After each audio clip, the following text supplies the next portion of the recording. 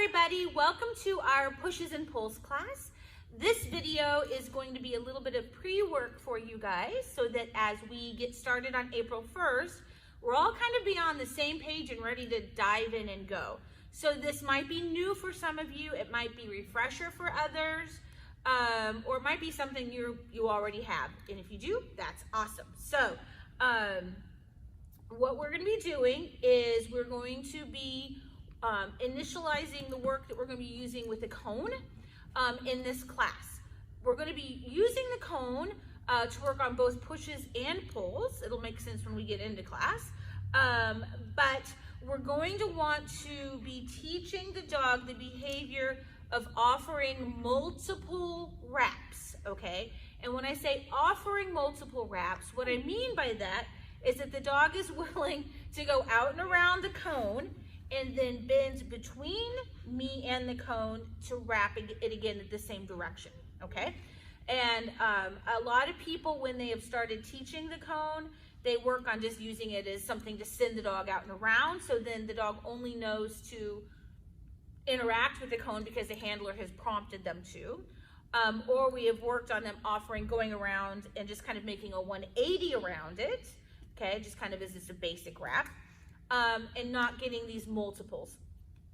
There's several reasons why we want the multiples, and for our purpose of the pulls and pushes, I want my dog to be comfortable coming between me and the cone and bending away from me and interacting with it. That's going to be the basis of the pull work that we're going to do with the jump. And so the cone, then we're going to teach a lot of these behaviors with the cone, and then we will apply it with a jump, and we might even apply it with tunnels, depending on the direction you guys want to go with this. So it's important that we have this trained. Now, so what you're going to need, besides a very eager and hungry dog, which I have, he's also a very bored dog, is a cone. Now, cones come in various sizes. I do like to have the cone be higher than my dog, or taller than my dog, at least taller than like their nose. The problem is once you get a very tall cone, it ends up having a big base on it, and the big base, you know, for a bigger dog is not a huge deal, but we're wanting to teach the dog nice, efficient bends, and the bigger the base, the bigger the circle is going to be.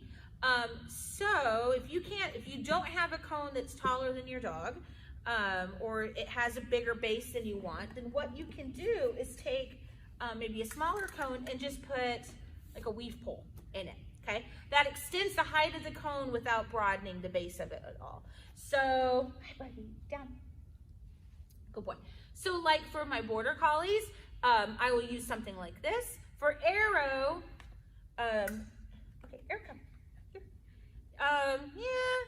If he's standing way upright, his head is taller than the cone, but when we're doing this work, it's really not that big of a deal. So I'm okay with this height for him. With the border collies, I would extend the height up with a pole, okay? Anyway, so that is part of the tools that you will need. Lie down. Good boy. You will also need a clicker. You can use a verbal marker, but because we want to really shape very specific skills on this, I feel a clicker is just clear to the dog. I think we say yes way too much, and then it muddies it, and then the dog really isn't sure what we're marking. You're going to need treats that your dog likes and that they can get lots of. I love these, like the Vital Essential nibs, work really well for my dogs. I'll even mix that in with kibble for them. If you can get to Costco, if you can go out, if you can get to Costco, you can get into Costco, and if they have it, they have these freeze-dried beef bites, which is actually made by the same makers of Vital Essentials. So I think it's the exact same thing, but half the price. So I bought like 10 bags of those just to have on hand. Anyway, but you're going to want cookies readily available that you can just be getting a lot of. So pockets tend to be kind of tricky for that. So I like to have something open, and of course he knows that he just can't go help himself. So that's nice if you have a dog that has been taught that. Then I also like having a toy because I feel like we can get stuck in this and do way too much of it without decompressing them. So I like to, after doing a little bit, going and throwing a toy and decompressing and then coming back at it again.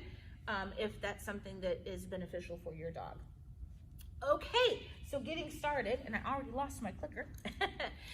To get started, there's lots of different methods about going and teaching this. Now, granted, Arrow already knows this, but if I was starting, if I was starting with a puppy, I would just offer any sort of interaction with the cone and then be giving cookies at the base of it. And again, starting off not worrying about really direction that I'm getting. Good dog. Yeah, good boy. And as he's moving around to get the cookie, I'm actually clicking for him moving and dropping another cookie. Yay, good boy, awesome. You can throw then a setup cookie. Good job. And let the dog then reset back into it. Throw the setup cookie, grab more treats yourself. And what I'm looking for is that right there, that my dog is comfortable. Good boy, get it. That my dog is comfortable doing this and bending away from me. And I'm sitting pretty close to this cone. Oops. And you're gonna make mistakes like that. Okay, we're gonna reset. Now, eventually I wanna get to the point where if my dog is on my left, he's going out and around the cone and then bending back away from me. Good boy, get it. So, a couple of things. Okay, a couple of things to keep in mind. Lie down. Hi, buddy, down. Good job. This brings up the concept of zone reinforcement. And actually, if I did this, it'd be a little clearer to you guys. Think about the corners coming off and making quadrants. So here's a quadrant, there's a quadrant, there and there. The dogs are going to really want reinforced. Lie down. They're going to seek reinforcement, and they like being about in this area facing us. Okay. So if we can avoid reinforcing right there and reinforce just around in that next quadrant to initiate them starting that bend, and then as they start coming in here, then reinforcing in that quadrant. So you kind of want to reinforce in the next quadrant around the circle and avoid the quadrant if he's coming this direction. Avoid the quadrant here where he's coming and stopping and facing, because that's where he's going to want to be anyway. All right. So we reset into this again. Okay. Good job. I either want to reinforce, oops, good grief, reinforce there, not in that quadrant. Okay, we're gonna reset again. I'm either gonna reinforce there or reinforce there. Okay, good boy. And I don't want that. Okay, I got way too many cookies. Arrow, come, get it. So right now, all I'm looking for is him to come around, and then I'm gonna reinforce that way. Good boy, okay, get it. Or we're gonna reset. And now we're going to come back again and reinforce there. Okay, get it. Now, what's tricky is, is you're going to get the dogs, good job, you're going to get the dogs who will only go through there because you start to throw a cookie. So I might do that a couple times and then see if my dog will offer that behavior in anticipation of it. Here. But notice I am not, yeah, good boy. And then I can reinforce around on this side. Okay. I am not prompting him at all to go into circling this cone. Ah, oopsie. Now I don't really want that either, but I clicked, so I needed to give him a reward. I don't want him to come and then circle around this way. I want him to continue bending to his right. Okay.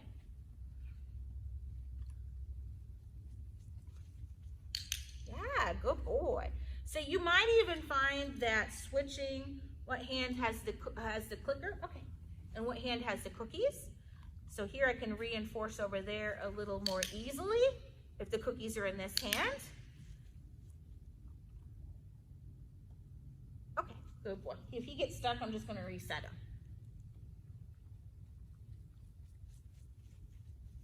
That's the goal that we're looking for. Good job. Notice I'm reinforcing there, not there. Okay. Now, if I was to wait and keep waiting, I would hope. See, he's learned the 1.5 and then he's like done. Okay. So if I was to keep waiting, I'd hope he would offer another one, but we're not quite there he would not quite be there. This is the point I started teaching him his verbal rap cues. Good boy. Okay. But if you have already labeled this behavior, that brings up a good point. If you've already labeled this behavior, like he knows, ready, hop, hop, hop, hop, hop, hop, hop, hop, hop, hop, hop, hop, hop, hop. Okay, all our dogs already know that behavior on a cue. There. The problem is we're not going to be using our rap cues for this. We are going to be teaching other cues for it, other words for it. Okay. Okay. So I want to be able to go back and work this. Good boy. Without having to say words. Does that make sense? Because it's pretty quickly going to be other words. Good. All right. So I'm going to, yay, go get it. Decompress a little bit. Get it. Yay, buddy. Come on, get it. Good job. Rah, rah, rah. Decompress a little bit. We're going to have a little play session. Rah, rah, rah. Oh, I know. Clear the brains out a little bit. I know. Good boy. Rah, rah, rah. Good job. And you could even, if your dog really likes a toy, chop. Here. You could do this with a toy. Get it. Good boy. Yay. Good job. But I really like the food because I think you get a little more accuracy with the food. The toy for some dogs is distracting. It's too stimulating. Chop. Good boy. Okay, here. See, like he's like, oh, what am I supposed to do? Get it, get it, get it, get it. Yeah, good boy. So you can have fun with it and use toys in different ways. Once your dog gets the idea, if you want to bring the toy out, because eventually we'll probably be using toys as much as treats, depending on the dog. That is perfectly fine. Try. Yeah, here.